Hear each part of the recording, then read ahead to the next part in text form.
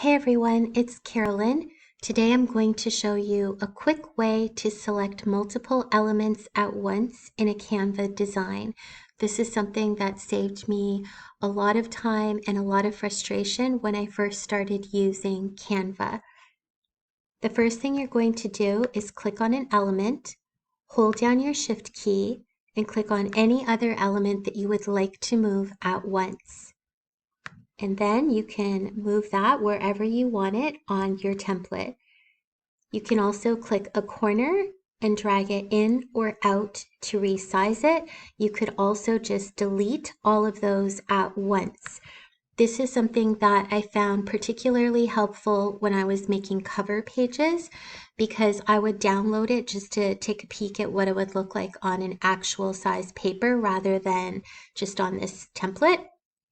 That way I could see it more realistically. And I would often find that whatever I had on my cover was too low on the cover. So by grouping everything together and moving it up top, it just saved me time and it saved the hassle of trying to realign all of these things individually and center them individually and make sure the distance between each was the same. So it just saved a lot of hassle and frustration for me.